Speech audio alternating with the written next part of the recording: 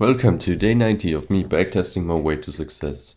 First trade was a win, and the reasons why I entered were this 4-hour Favelli gap, 4-hour auto block, then the equilibrium from the swing low to the swing high of the impulsive move. And right here you can see price dipped into the golden zone, but I didn't enter because I wanted to enter on a reaction with the volume area, which was also a reaction with the auto block. So I waited for right here in this candle. As you can see, price touched the volume area, then made a huge wick to the upside since it reacted with it, and then a impulsive move followed. So I entered right away. Stop loss was below the wick, the huge wick, with a little breathing room. And my take profit was at the swing high. So I could have actually placed another TP maybe at this volume area, since as you can see there's this fixed TP right here, and it fits with this minor liquidity and also kind of this small consolidation volume. So I could have done that, but yeah, I didn't, because I kind of didn't look out of my equilibrium range. And so actually what I can take from this trade is, like I said, to look at the bigger picture. And let's get on with the weekly recap. On day 61, I wrote down that I should pay attention to the market and see if I can enter for another trade while I'm still in a trade, because I usually just fast forward, and that can lead to missing some good opportunities. I also wrote down that I shouldn't use Fibonacci or equilibrium and when there's a consolidation. Day 62, I wrote down that I should set my stop loss to the break even if price reverses before taking out my take profit. On day 63, I wrote down that I should pay more attention and just concentrate more, because I was kind of, I couldn't focus. Day 64, once again, being patient is something that I still have to learn. On day 65, I wrote down that I shouldn't trade under time pressure and that I should give my stop loss more breathing room.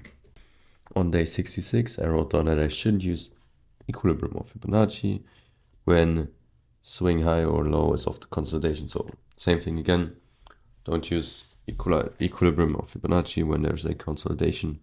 On day 67, I wrote down that I should stop placing equilibrium and Fibonacci where there's a consolidation. So I really seem to have trouble with it. Right now I don't anymore. And it's kind of funny just to look back at it and see how much I struggled with it for a couple of days. And now I have no problems. It's actually insane. On day 68, I wrote down that I shouldn't trade when I'm annoyed. On day 69, I wrote down that I should give my stop loss more breathing room, don't let my stupidity take over, and to not be greedy. On day 70, I wrote down that I should once again be more patient. Day 71, I was on a huge winning streak. I wrote down that I did good today, but I should not get overconfident now. On day 72, I wrote down a couple of things, so it seems like I was overconfident actually. I wrote down that I should keep the AMD cycle model in mind. Also, once again, to be patient. And last but not least, that I should think about everything and look for reasons as to why I shouldn't enter before entering a trade. Because sometimes I enter stupid trades, and then after the trade, I see a ton of confluences that say that price is going to go to the opposite side. And yeah, that's why I wrote that down. Day 73, give my stop loss more breathing room. On day 74, I wrote down that I should be less greedy. On day 75, I wrote down that I should learn when a volume area gets disrespected. I did not do that, I just learned by market experience because I was too lazy to watch a video, which is kind of stupid, to be honest. It would have just been way easier had I just watched a video. per day. And on day 76, I wrote down that I shouldn't enter that quickly after price reacted with a building block. On day 77, I wrote down that I should look for an impulsive move away from the volume area and not just a break of structure. Day 78, I wrote down that I should look at the higher time frames before entering. On day 79, I wrote down that I should be confident enough to place more take profits and just be more confident in general while I'm trading, which is of course hard since I've not yet traded with real money, which is going to change soon, by the way. On day 80, I wrote down that I should zoom out and look at the higher time frames. On day 81, I wrote down that I should give my stop loss more breathing room and also be patient. On day 82, I wrote down that if price breaks through the volume area, then that of most of the times just means that it instantly got disrespected. Of course, sometimes it does not happen, as you can see, like, for example, right here, it went above this volume area, but then still instantly went down. And so, yeah, that's kind of what I meant, I believe.